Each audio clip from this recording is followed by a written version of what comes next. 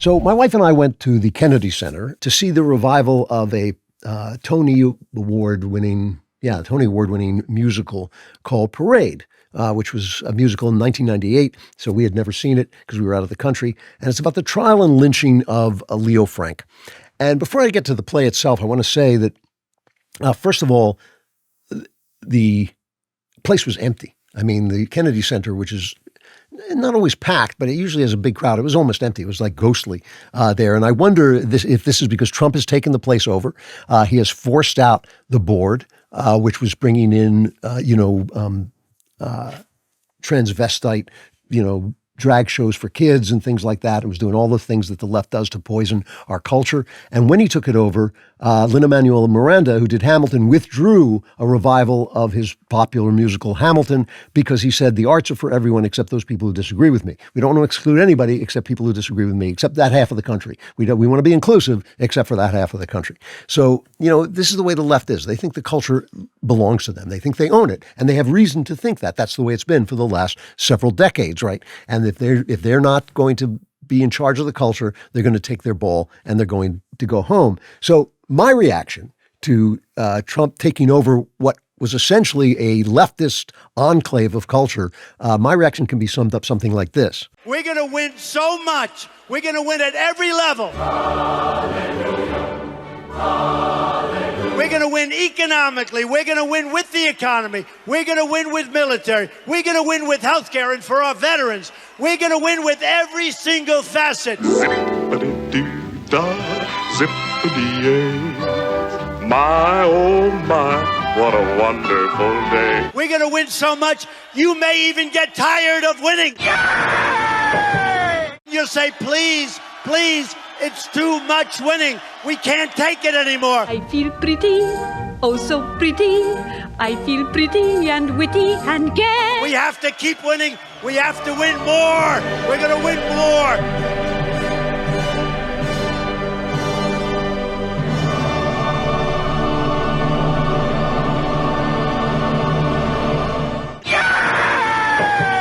Did I say that out loud? That was just my private thoughts. But anyway.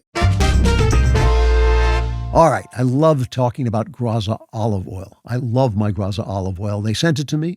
I have to admit that, but it is really, really good. I eat salads and I love olive oil on my salad, and Graza olive oil is good. And the summer is here now. You're going to be doing backyard barbecues. You're going to have picnics on the beach. Graza olive oil's got your back with their pure, never blended, single origin olive oil that's as ready for adventure as you are. Fire up that grill, pack that cooler, and make this summer deliciously unforgettable. What makes Graza so special? It's all about that single origin goodness. This means you are getting a traceable, fresher product without any lower grade oils sneaking into the mix. Plus, who hasn't gotten frustrated with those messy tins and drippy spouts olive oil usually has?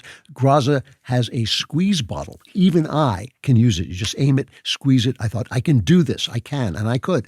They've also created 3 different types of olive oil, so you've got the right oil for whatever you're cooking, and they've even given them funny-sounding names. There's Frizzle, their newest addition, with a higher 490-degree Fahrenheit smoke point that's perfect for frying, crisping, or grilling. Then there's Sizzle at 410 degrees Fahrenheit, which is your go-to everyday cooking oil for roasting, marinating, and sauteing. And finally, there's the one I've been using, which is Drizzle, which is a bold, punchy finishing oil that you can sprinkle on salads and dip bread in. I have done both.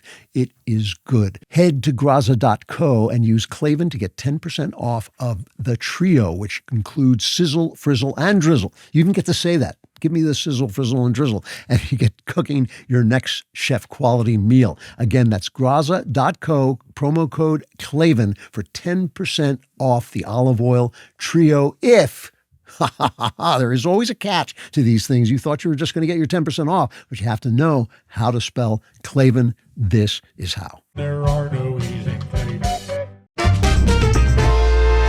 So we went and saw this musical Parade about Leo Frank. And I want to talk about Leo Frank because he is sort of holds within his story the themes that I'm trying to get at, which is acquiring the tranquility and the distance to find the complex truth and know what it really is when forces are always out there trying to wrap you up into their passion. I think that that's the situation we're in. We're getting information. We can't tell one piece of information from another. We're being flooded with information, but there's no way to parse the truth from the falsehood. And always, always, we have very good reason to be angry, and we can't let ourselves get angry because then we're going to lose the fight against people who don't like this country. They're trying to fundamentally transform this country by piping in people that shouldn't be here and then defending them over us. Basically, that's what's happening. I mean, that's just the facts. It's just what's happening. So Leo Frank was a young Jewish man who was the manager of a pencil factory. This is a very, very famous case, by the way, if you've never heard of it. He was the manager of a pencil factory in Atlanta, Georgia. And in 1913, he was arrested for the rape and murder of a 13-year-old girl named Mary Fagan. So it was a horrible, horrible crime. She was, this lovely child. And he was arrested and tried in an atmosphere of Jew hatred, and he was convicted in a trial that was definitely rigged, which is not saying that he was innocent. I actually believe he was innocent. Most historians believe he was innocent, but they're not sure, and so I can't be sure. I have no other way of investigating it. But it is absolutely certain that he was railroaded, whether he was innocent or guilty. And he was condemned to hang.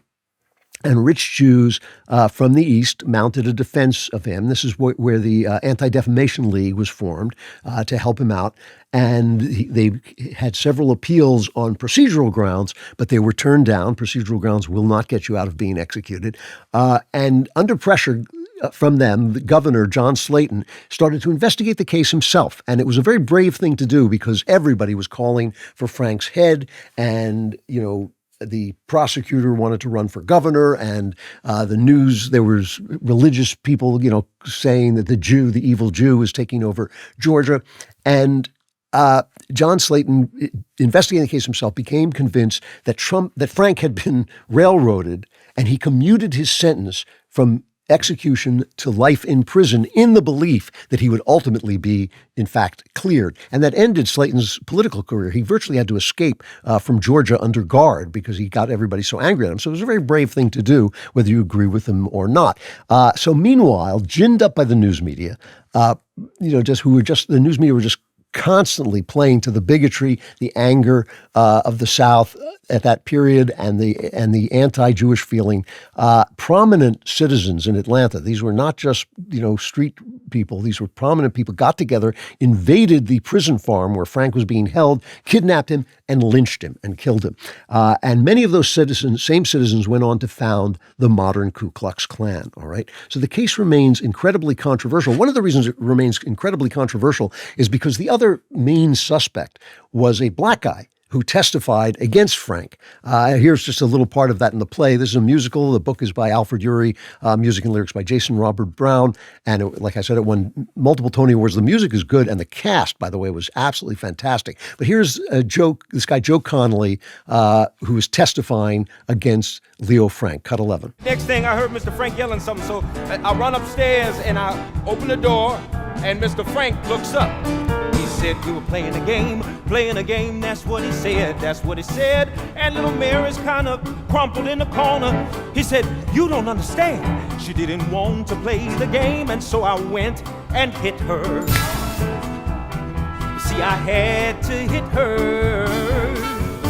He told me I should go and look. He said she's acting like she's sick, and I said, Lord, that child is dead. That's what I said. So that's the testimony. Now, many years later, a guy who was a child at the time, but was now in his 80s, came and said that he had seen Jim Connolly, that witness, carrying Mary Fagan's body, and that Connolly had threatened him that he would be killed if he said anything, and he kept his mouth shut. So in 1986, Frank was posthumously pardoned, but the pardon board did not rule on whether he was guilty or innocent. As I say, most historians think he was innocent, but there's a lot of political reasons not to come out and say so. And maybe he wasn't. Who knows? I mean, it's a very complicated case.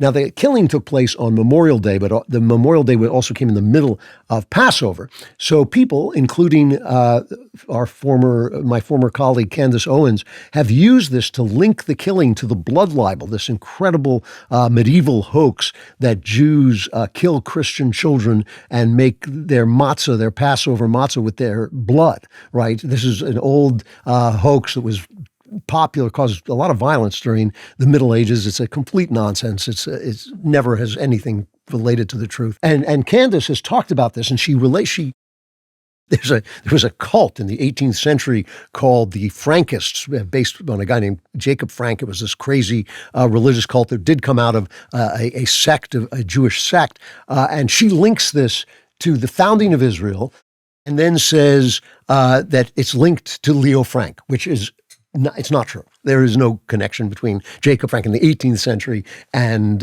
Leo Frank in the 20th century. Those things are just that kind of, that's just that is literal conspiracy theory.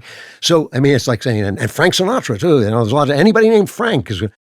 Anyway, the show was a solid show. I didn't think it was a great show, but it was a very good show. And like I said, the cast was amazing and the songs were great. But it was just recreated the fact that finding the truth is hard.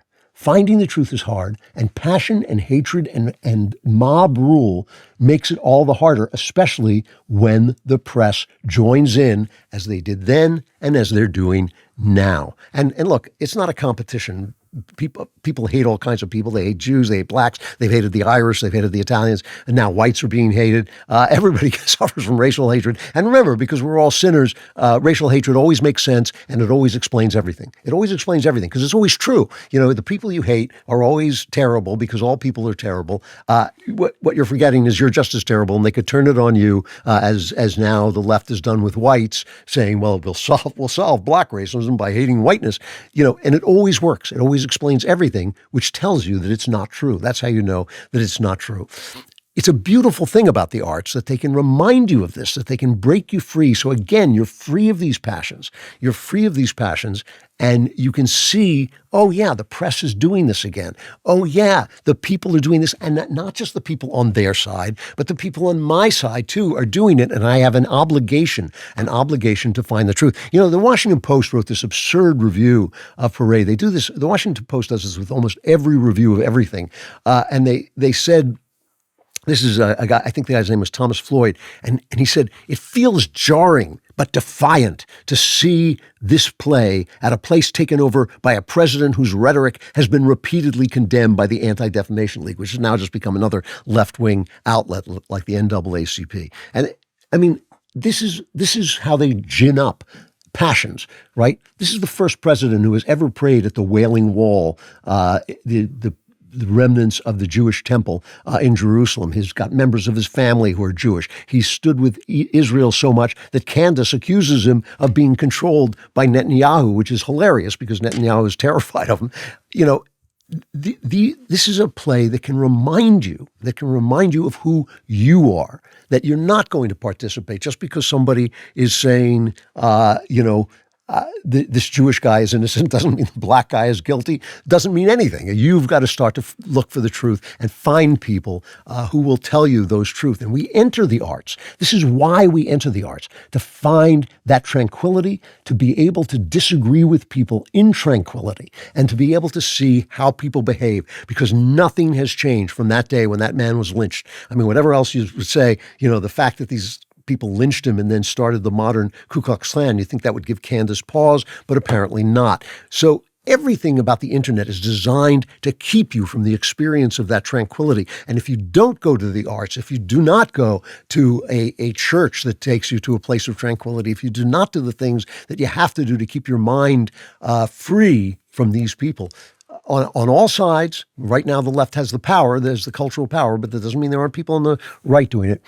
If you don't do that, you're going to be swept away. And if we get swept away at this moment of transition and crisis, it will end in violence. Maybe not for you, but for your kids. And I think that that's a reason. It is a reason to pull back and say, wait just a minute. Let me go forward in tranquility.